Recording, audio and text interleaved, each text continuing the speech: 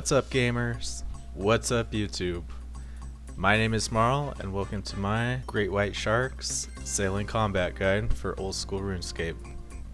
When Jagex launched sailing about 2 weeks ago, they pretty much told us nothing about how combat works, so in this video I'd like to share some of the things I've learned from playing pretty hardcore since the release. Also, I'm going to show a super strong and efficient farming method for Great White Sharks so that you can get the almighty Dragon Scavenging Hook for your account. Before I begin though, if you find this guide useful, please hit that like and subscribe button for more old school RuneScape content in the future. Thanks. Starting off, let's take a look at the Great White Sharks combat stats. They have a max hit of 15, 175 HP, 0 defense, 0 magic level, plus 15 magic defense, and plus 70 range defense, or only plus 40 if you're using like crossbows. That 0 defense level though pretty much means that you can use whatever you want aside from melee, because I've tried, but the halberd just cannot ever reach mobs from out of your ship, just even if they're right next to the side, so you have to choose range or mage. My recommendation is to use ranged, particularly if you have a BOFA, because the way sailing combat works is that after you roll damage, you're going to get a negative 75% reduction to whatever that damage roll is. So to me it feels pretty terrible to be spending expensive runes on hits that are 25% of your normal damage. And also, we're going to be using cannons in this guide, so actually that ends up being a lot of your DPS is just your NPC cannons, so I don't think there's a reason to go heavy on using expensive ammo. There is a mechanic in sailing though where you have a small chance to do your full damage scaling with your sailing level. So basically at 99 sailing it's like 7% to do your full damage, and then it's just less if you have lower sailing level, so you can keep that in mind, but it doesn't really change anything. The one exception, of course, is that if you use the cannon on your ship, then it does do the full damage. However, when you're fighting, you're going to be needing to loot corpses and click your crystal extractor to maintain your XP per hour. So I don't recommend the cannon, it's quite clunky getting off and on. And your NPCs on the cannon are actually not that bad. With privateering level 4, they'll do 70% of the damage that you would do. So we'll see that this ends up being pretty effective because we'll be 3v1ing every shark that we fight. Looking deeper into cannons now, let's see what's on the wiki. For adamant and rune cannons, which is what you'll probably be at for starting at Great White Sharks, you can see that it's pretty much the same max hits across the board, only changing a bit at the higher ends of ammo. So it's not that important, I guess, to get a rune cannon, although maybe it's slightly more accurate. But the main choice here is cannonball. What is the best cannonball to use?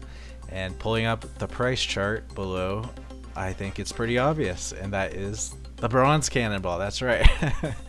The bronze cannonball does 13 max hit, which is even more than half of adamant, so it definitely has a nice baseline damage, even the same damage as an iron cannonball actually.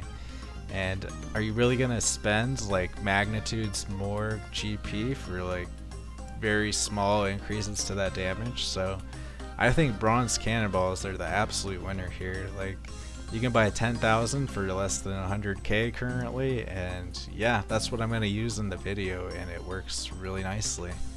Even though the damage is lesser, it's the same exact accuracy, and it's just like 99% less cost.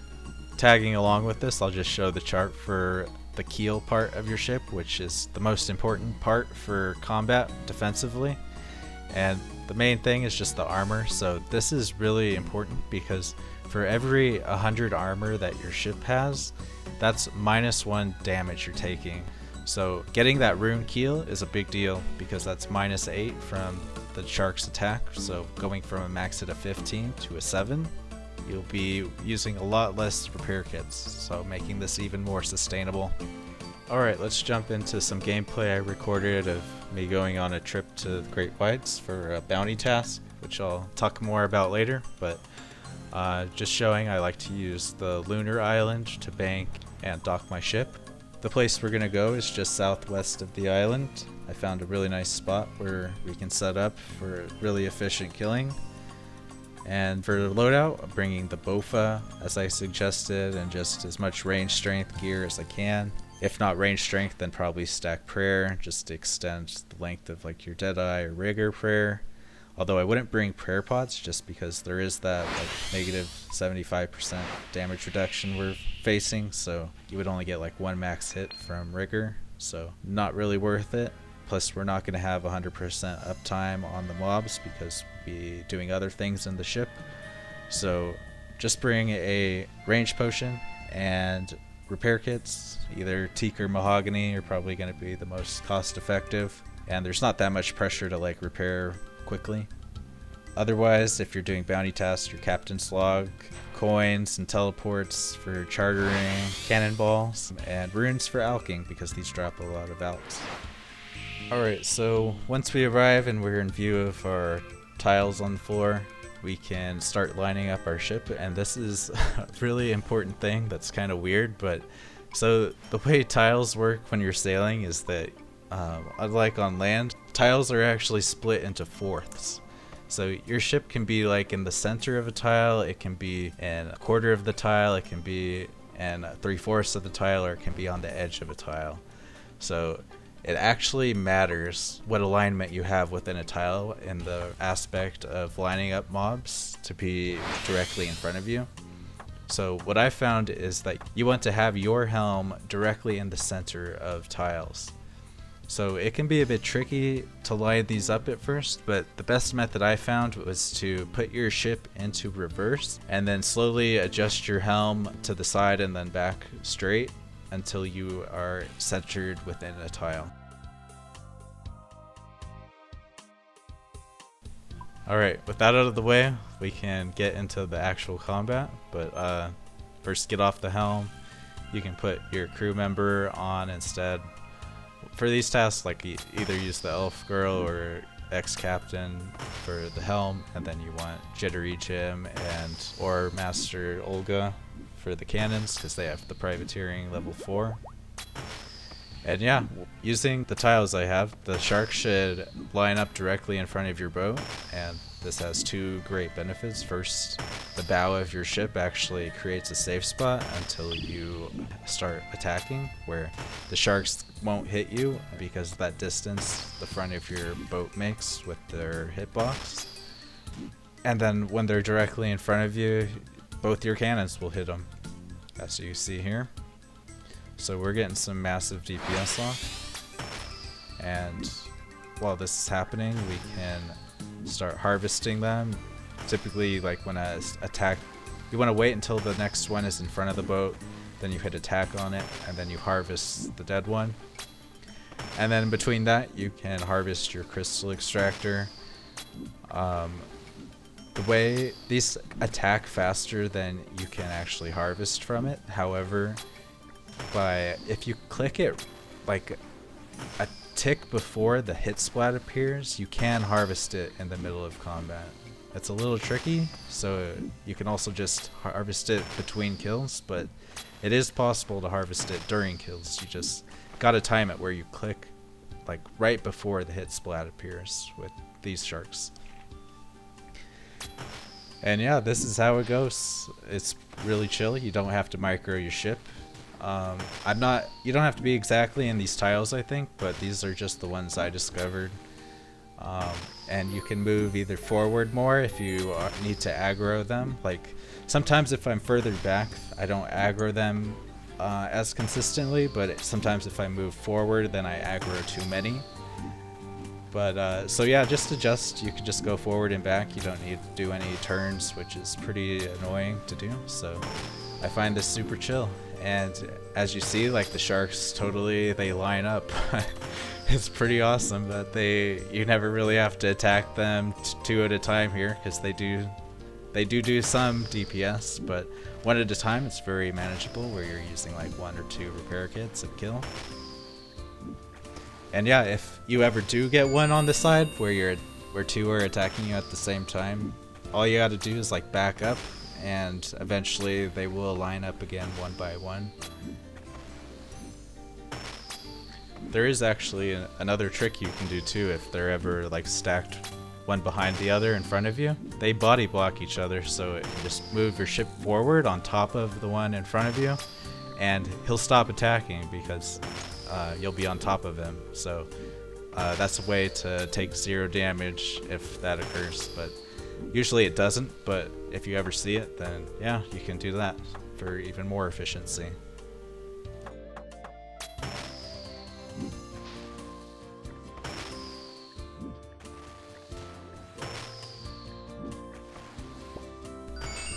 Now I'll speed up the video so that you can see the full trip, and I'll talk about bounty tasks. For great white sharks, there's bounty tasks to get their jaws and their livers. However, bounty tasks are pretty random as far as when they're available, so it is pretty rare that you're able to get 2 at the same time. Also, it seems to be that every 10 tasks that you turn in, it completely shuffles the boards, so it's hard to be consistent. It's not that big of a deal anyway, because currently it's even debatable if they're worth doing, because you get around 8.5k XP per bounty turn in, but that's like not that much like compared to just sitting in your boat hitting the crystal extractor. So until Jagex buffs bounty tasks and nerfs the crystal extractor, you really can make this efficient without doing the bounty tasks. And what I tend to do for my trips is just bring a full inventory of repair kits and then just go until I run out, but in the meantime I will collect enough jaws and livers to complete whatever tasks I have. And then for locations where to get the tasks, here's the list from the wiki. So you can find this just by searching bounty tasks, and you see Corsair Cove, Land's End, Port Tyrus, Prifddinos, Temperos, and Void Knight's Outpost have the liver, while Alderaan, Port Khazard, Port Roberts, and Tortugan Island have the jaw task. And they have drop rates, so it's 1 out of 10 for the liver, 1 out of 2 for the jaws. So the tests are pretty quick, so you can choose if you want to like just max that, or just if you want to go for the loot table, which you can see here. You kind of have to be careful with the wiki during updates, because I've seen this drop rate for the Dragon Hook range from 1 in 1,000 to 1 in 5,000, so the wiki's under heavy manipulation by, I guess, merchants on the GE, so always be cognizant of that. But yeah, right now it says 1 in 1,000 for the Dragon Hook, so it's not too bad considering these go down pretty quick, and I just showed how to kill them with barely using any supplies. And the other drops are fairly solid, like you get lots of Alex, Onyx bolt tips, loot ranging from 10 to 50k, so it's pretty cool. I'll show you here what my loot tracker looks like at 520 KC, and yes, I did get the Salvaging Hook at around, I think it was KC 419, so that was awesome. The hook is ranging from around 60 to 70 mil on the GE currently, so yeah, it was actually the trip right after this one I had filmed that I got the drop, so I mistimed it a little bit, but I'm happy about it. So great white sharks are just possibly the best monster to kill right now, because although vampire squid have like a deeper drop table with more uniques, they're like way harder to kill. So I know albatross and manta rays are also fairly decent, and maybe you can apply some of the concepts from this video to killing those, because they're also melee, so they probably have similar mechanics.